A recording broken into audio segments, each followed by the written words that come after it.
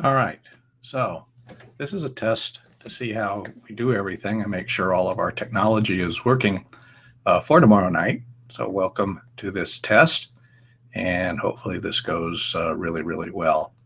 We're going to try to get you out of here in about 30 minutes, but it might depend on how many comments there are. So if you have comments, go ahead and add them now. All right, as you go along. All right. This is a test to see how we do everything and make sure all of our technology is working for tomorrow night. So welcome to this test, and hopefully this goes really, really well. We're going to try to get you out of here in about 30 minutes, but it might depend on how many comments there are. So if you have comments, go ahead and add them now. All right, so anyway, I'm looking, I see that we're online and everything's good. So why don't we just go ahead and get started. Go ahead and type in those comments. I will see them and I will address them as we get the chance. So let me go ahead and bring up our presentation here. Give me just a second.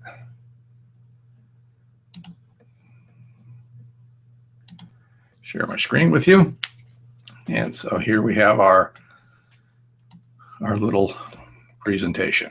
So anyway, welcome to the referee meeting for the 2015 Gem State Tournament. We'll cover a few things that you need to know. This is particularly important for new referees that may not have done a tournament in the past, but also as a good time to for other referees to review procedures. We keep bringing up a lot of these things at every tournament because we continue to have problems with a few of those items. So first and foremost, this happens every tournament.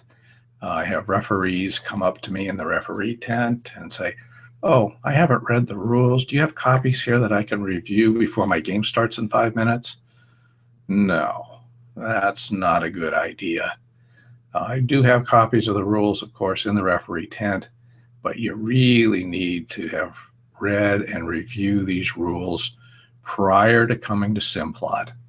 And in particular, you need to also bring a copy of the rules with you and take them with you to the field so that you can review those rules if any question comes up. Maybe you have a question during your pregame conference. Maybe you should pull them out during your pregame conference and go over things with your referee crew. So I hope that makes sense to everybody, and I hope everyone will follow through and do that, because this is the sort of thing that I tell you that you should be doing this every game that you do during the regular season, but it's particularly important at a tournament because oftentimes the rules of competition are a little different.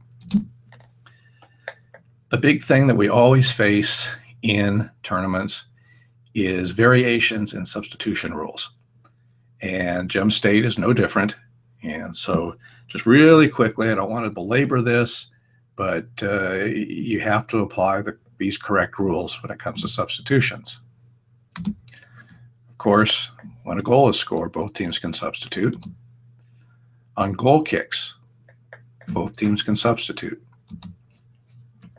If the team in possession wants to substitute on a throw-in, they can. If the opposing team has people up to substitute on the throw-in, the other team can also sub during that throw-in. Referee's discretion.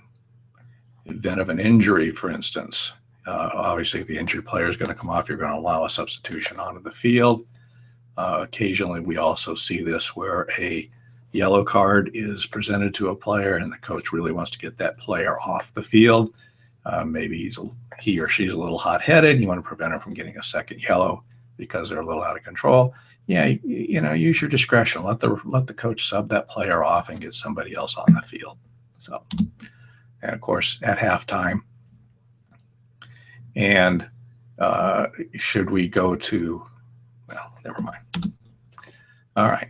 The rules contain a section on the concussion policy. I'm not going to go over that here. I beg that you read it and that you understand it. before you get out to the field and do your game. Essentially, a concussed player requires medical release to be allowed back into the match. The medical personnel are going to be there, so you'll be able to.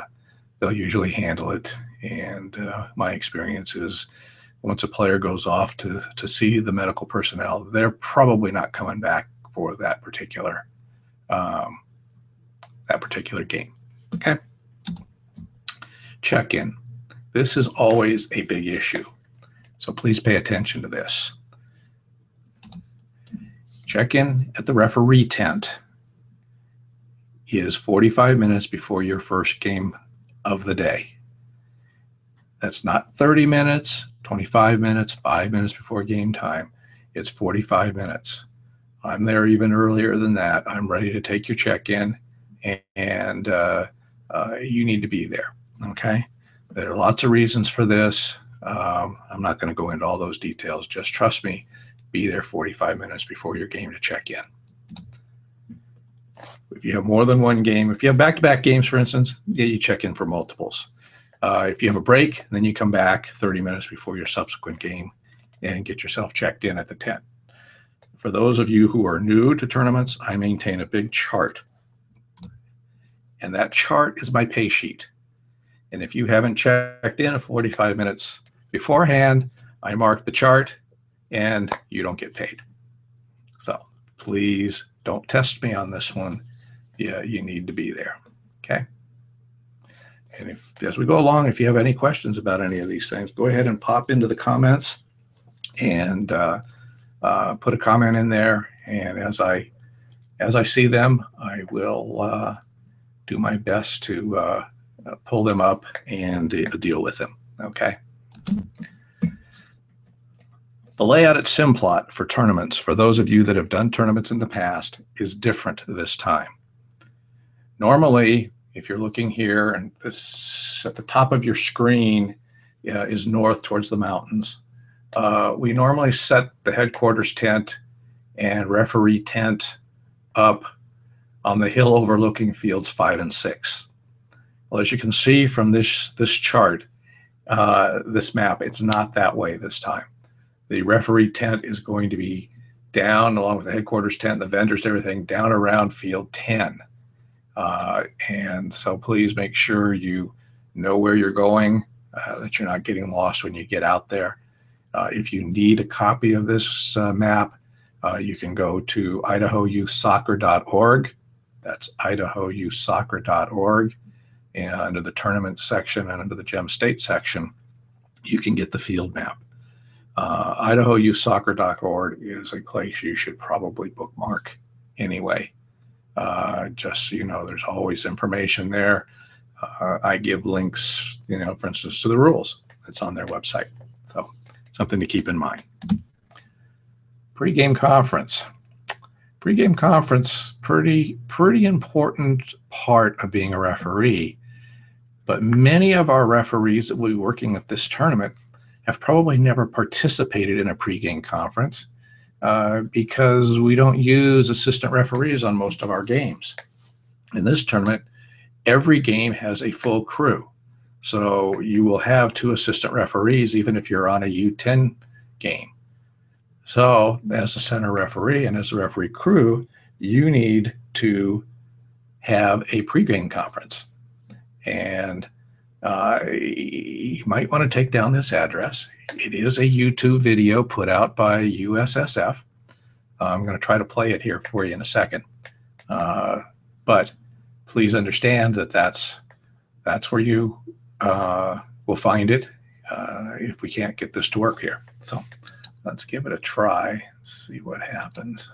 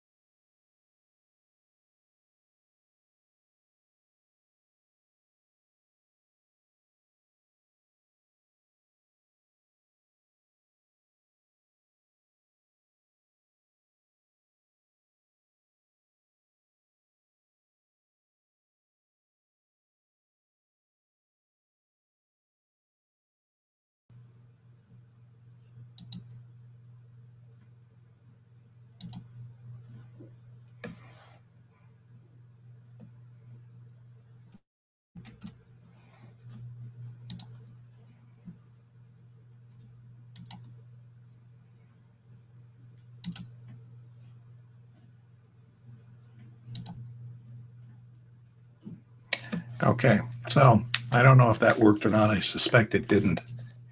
But anyway, so here's the address where you can go view that video. Team rosters. Rosters are required, and they must have an approval stamp on them. That varies from tournament to tournament. Just look for something that looks like an approval stamp. Okay, so hopefully that makes sense. Player cards are not required, so don't ask for them. If you end up with a red card, you'll just get the name of the player, and you can ask the coach for the card afterwards if you have to, if they have one. If not, just come back, fill out your paperwork, and we'll let the tournament deal with it. They're usually pretty good and pretty on top of that. All right.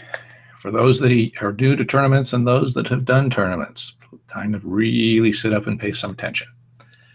This is what we call our blue game card. As a center referee, when you check in at the referee tent, you will be given a blue game card for your game. After the game, you return this game card to the referee tent. On Sunday, it's particularly important that these cards come back immediately after each game. In many cases, there will be field monitors or tournament personnel around that will come by to collect your card.